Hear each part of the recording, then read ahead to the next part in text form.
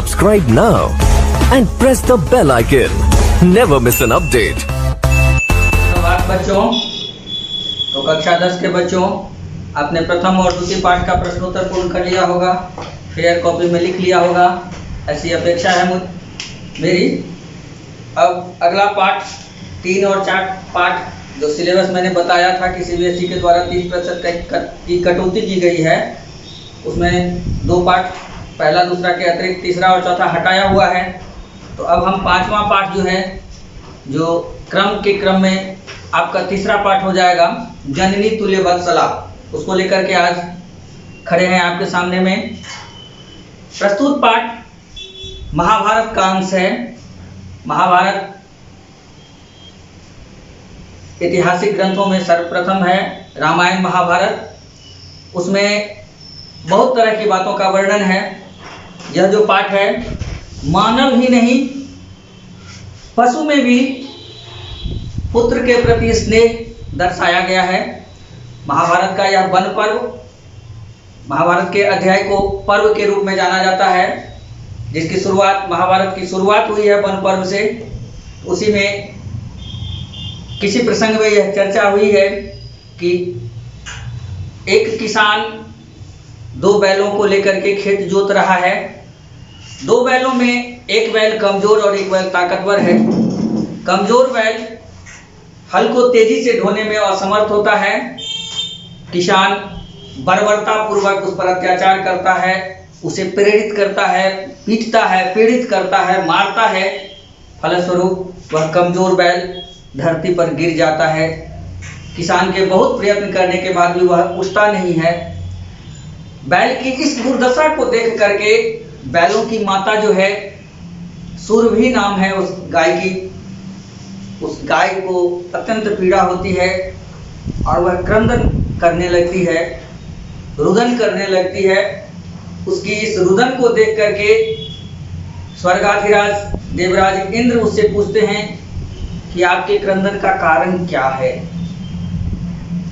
तो सुरभि बताती है कि वहाँ धरातल पर किसान के द्वारा मेरे पुत्र पर जो अत्याचार हो रहा है, उस अत्याचार को देख करके मैं पीड़ित हूँ, व्यथित हूँ। इंद्र फिर से कहते हैं कि आपके तो हजारों पुत्र हैं, फिर इस विशेष पुत्र से इतना लगाव क्यों? तो माता कहती है कि यह सत्य है, मेरे हजारों पुत्र हैं, परंतु स्वभाव है माँ का स्वभाव ऐसा होता है कि जो पुत्र कमजोर होता है उसके साथ अनायास उसका लगाव बढ़ जाता है, उसकी आत्मीयता उसके साथ अधिक होती है। इसीलिए मेरे इस कमजोर पुत्र को देख करके मेरा हृदय द्रवित हो उठा है। उसकी इस पीड़ा को देख करके इंद्र भी द्रवित हो जाते हैं और मूसलाधार वर्षा, तेज आंधी के साथ धरती को जल से भर देते हैं, प्लावित कर देते हैं। किसान खेत जोतने में असमर्थ हो जाता है और वह अपने बैलों को लेकर के घर चला जाता है। यह देख करके सुरभि आनंदित हो जाती है। यही कथा का सार है कि सभी पुत्रों पर माँ का स्नेह तो अधिक होता है, लेकिन जो कमजोर होता है उसके प्रति माँ का अधिक लगाव होता है। ऐसा हम आप यदि अपने आसपास समाज में देखेंगे तो यह अनुभव करेंगे कि ताकतवर पुत्र से अधिक कमजोर पुत्र के प्रति माता का लगाव अधिक होता है। अब आगे आते हैं। कश्चित कृषकः बलिवर्दाभ्याम क्षेत्रकर्षणं कुर्वन्नासीत्। कश्चित कृषकः, कोई ये राम रहीम कौन है कह नहीं सकते हैं, इसीलिए कहानीकार किसी एक का नाम लेने से बचने के लिए कोई एक, आप अपनी कल्पना से मान लीजिए कि राम था, रघुवर था, कृष्ण था, कन्हैया था, कोई भी था, एक किसान था। कश्चित कृषकः, कोई एक किसान बलिवर्दाभ्याम 2 बैलों के साथ क्षेत्र कर्षणम कुर्वन् आसीत्। क्षेत्र खेत, कर्षणम जोतता हुआ, आसीत् कुर्वन् आसीत् खेत की जुताई करता हुआ था। तयोः बलिवर्दयोः एकः शरीरेण दुर्बलः जवेन गंतुम अशक्तम च आसीत्। कहता है तयो, उन दोनों बैलों में, तयोः बलिवर्दयो, उन दोनों बैलों में से एकः शरीरेन दुर्बल, एक जो था वह शरीर से कमजोर था, दुर्बल था। जवेन, वेग से, तेजी से, शीघ्रता से, गंतुम अशक्तः च आसीत्, तेजी से चलने में असमर्थ था। यानी उन दोनों बैलों में से एक ताकतवर और एक कमजोर था। जो कमजोर था वह वेग से जाने में, हल जोतने में असमर्थ था। अतः कृषकः तम दुर्बलम वृषभम तोदनेन नुद्यमानः अवर्तात। कहता है अतः इसीलिए, चूंकि वह तेजी से नहीं जा रहा था, किसान को था कि कम समय में हम अधिक खेत को जोत लें, इसीलिए तम दुर्बलम वृषभम, उस कमजोर बैल को, तोदनेन, शीघ्रता से, नुद्यमानः अवर्तत, प्रेरित करना शुरू कर दिया कि शीघ्रता से चलो। उसके लिए जो भी उसके उपाय थे, डंडा का प्रहार, हर तरह से उसको डराने लगा, धमकाने लगा, पीड़ित करने लगा, प्रताड़ित करने लगा। सह वृषभः हलं मूढ़वा गंतुम अशक्तः क्षेत्रे पपात। वह जो बैल था उसको किसान जो डंडे से प्रहार कर रहा था, जिसके कारण एक तो शरीर से कमजोर, ऊपर से डंडे का प्रहार, वह हल लेने जाने में अशक्त होकर के वही खेत में गिर गया। सह वृषभः, वह बैल, हलम उड़वा, हल को ढोने के बाद, हल को ढोकर, गंतुम अशक्तः, जाने में असमर्थ होकर के, अशक्त होकर के, क्षेत्रे पपात, उसी भूमि पर गिर पड़ा। क्रुद्धः कृषिबलः तम उत्थापयितुं बहुवारं यत्नम् अकरोत्। क्रुद्धः कृषिबलः, गुस्साया हुआ किसान, क्रुद्धः, गुस्साया हुआ, कृषिबलः, किसान, तम उत्थापयितुं, उसे उठाने के लिए, बहुवारं यत्नम अकरोत्, बहुबार प्रयत्न किया, यत्न किया, कोशिश किया। तथापि वृषः नोत्थितः, फिर भी वह बैल नहीं उठा। शरीर से कमजोर था, अशक्त हो गया था, उसके पास ताकत ही नहीं थी कि वह हल जोत सके। इसीलिए वह बार बार किसान के प्रयत्न के बाद भी नहीं उठा। भूमौ पतिते स्वसुतं दृष्ट्वा सर्वधेनूनां मातुः सुरभेः नेत्राभ्याम अश्रूणि अविरासन। कहता है अब भूमौ पतिते स्वसुतं दृष्ट्वा, भूमि पर गिरे हुए अपने पुत्र को देखकर, स्वपुत्रम दृष्ट्वा, अपने पुत्र को दृष्ट्वा, देखकर, सर्वधेनूनां मातुः, सभी धेनुओं की माता, सभी गायों की माता, सभी बैलों की माता, सुरभे, सुरभि के, नेत्राभ्याम अश्रूणि आविरासन, दोनों आंखों से अश्रु की धारा फूट पड़ी, आंसू निकल पड़ी। सुरभे इमाम अवस्थाम दृष्ट्वा सुराधिपः ताम अपृच्छत्। सुरभे इमाम अवस्थाम, सुरभि की इस अवस्था को दृष्ट्वा, देखकर, यह रोती हुई जो अवस्था हो गई थी सुरभि की, आंखों से जो अश्रु की धाराएं फूट पड़ी थी, उस अवस्था को गई हुई सुरभि को देख करके सुराधिपः, देवों के अधिपः, राजा, ताम अपृच्छत्, ताम उसको, अर्थात उस सुरभि को, उस गाय को, अपृच्छत् पूछा, अयि शुभे, हे शुभे, हे शुभ, अर्थात हे सुरभि, किमेवं रोदिसी, एवं किम रोदिसी, क्यों रो रही हो, किमर्थम रोदिसी, तुम इस तरह क्यों रो रही हो, क्या कारण है तुम्हारे रोने का। उच्चताम, क्या कारण है वह मुझे बताओ, तुम किस कारण से रो रही हो, वह कारण मुझे बताओ। इति साच, और उसने कहा, विनिपातो नवः कश्चित् दृश्यते त्रिदशाधिपः, अहं तु तं पुत्रं शोचामि, तेन रोदिमि कौशिक। हे कौशिक, हे देवराज इंद्र, हे वासव, पुत्र की दीनता को देखकर मैं रो रही हूँ। मेरे पुत्र अत्यंत दीन स्थिति को प्राप्त हो गए हैं। दो दीर्घिकार नौ दीन, ये गौर कीजिएगा, दीन दो हर्षिकार नौ दीन नहीं, दो दीर्घिकार नौ दीन, दीन मतलब गरीब। तो मैं अपने पुत्र की दीनता को देख करके रो रही हूँ। वह दुर्बल है, यह जानते हुए भी वह कमजोर है। किसान को ज्ञात है कि उसके दोनों जो बैल हैं उसमें कौन ताकतवर है और कमजोर कौन है। किसान का भी लगाव उस कमजोर बैल के साथ होना चाहिए कि उसके ऊपर में अधिक भार न दें। तो यह जानते हुए भी कि दोनों में यह कमजोर है, किसान उसको अनेक प्रकार से प्रताड़ित कर रहा है, कष्ट दे रहा है। उसी कष्ट को देख करके मैं रो रही हूँ, क्योंकि वह कष्ट में पड़ा हुआ कठिनाई से भार ढो रहा है, कठिनाई से भार ढो भी नहीं पा रहा है। वह दूसरों बैलों के समान जुए को ढोने में समर्थ नहीं है, अशक्त है। क्या आप नहीं देख रहे हैं हे वासव, हे कौशिक, आप भी देखिए, क्या आपको दिखाई नहीं दे रहा किसान की वह बर्बरता? भद्रे, अब इंद्र जवाब दे रहे हैं, भद्रे नूनम सहस्राधिकेषु पुत्रेषु सत्स्वपि तव अस्मिन्नेव एतादृशं वात्सल्यं कथम। भद्रे नूनम ते सहस्राधिकम पुत्रम, निश्चय ही आपके हजारों पुत्र हैं। इंद्र कह रहे हैं कि हे सुरभि, निश्चय ही आपके हजारों पुत्र हैं। फिर हजारों पुत्र होते हुए भी सत्स्वपि तब तुम्हारा अस्मिन्नेव एतादृशम वात्सल्यम कथम, अस्मिन्नेव इसी पर, इसी दुर्बल पुत्र पर इस तरह का वात्सल्य क्यों है, इस तरह की ममता क्यों है? हजारों पुत्र हैं तुम्हारे, हर पर तुम्हारी ममता होनी चाहिए।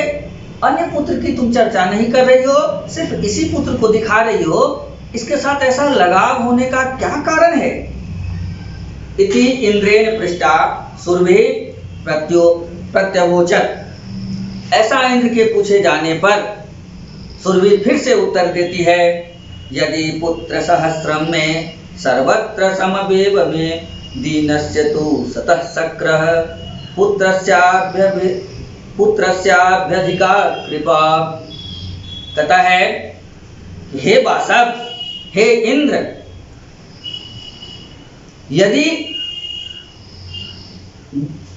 यद्यपि मेरे हजारों पुत्र हैं, यदि पुत्र सहस्रम में, यद्यपि मेरे हजारों पुत्र हैं,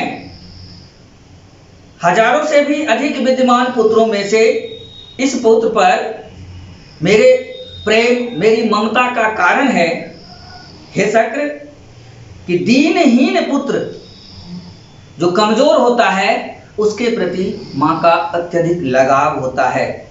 यद्यपि मेरे हजारों पुत्र हैं, सभी मेरी ममता के समान अधिकारी हैं, सभी पर मेरा ममत्व जो है, मेरी ममता जो है समान बरसती है, फिर भी मां का स्वभाव होता है कि जो पुत्र कमजोर होता है, दीनस्य तु सतः शक्र पुत्रस्य अभ्यधिका कृपा, कहता है, लेकिन उन पुत्रों में जो दीन होता है, कमजोर होता है, गरीब होता है, उसके प्रति मां का लगाव अत्यधिक होता है। यही कारण है कि मेरे हजारों पुत्र होने के बाद भी मेरी ममता इसके प्रति अधिक झलक रही है। बहुन्यपत्यानि में संति इति सत्यम, मैं बहुनी में मेरे, अब सुरभि आगे विस्तृत कर रही है कि मैं मेरी बहुन अपत्यानि संतति, पुत्र संतान, मेरे बहुत सारे संतान हैं। इति सत्यम, यह सत्य है।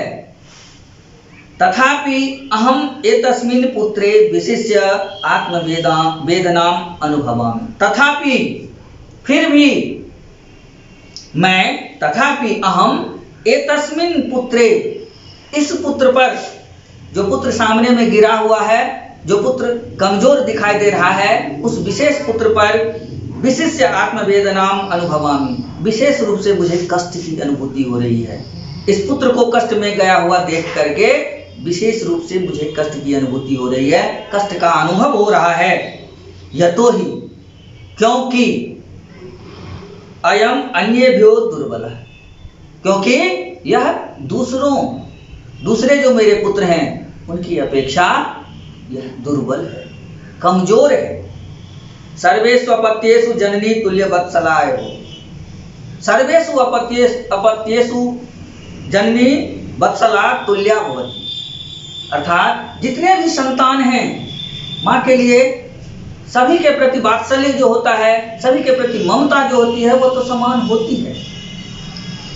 तथापि संतान सभी बराबर तो होते हैं, तथापि दुर्बले सुते मातुः अभ्यधिका कृपा सहजैव, दुर्बल पुत्र के प्रति माँ की कृपा, माँ का लगाव अत्यधिक होता है। यह स्वभावजन्य है, सहज स्वभाव है कि जो पुत्र दुर्बल होता है माँ की कृपा उसके प्रति होती ही है। इति, ऐसा उस गाय ने उत्तर दिया। इसीलिए इस दुर्बल पुत्र को देख करके मेरी पीड़ा अधिक है।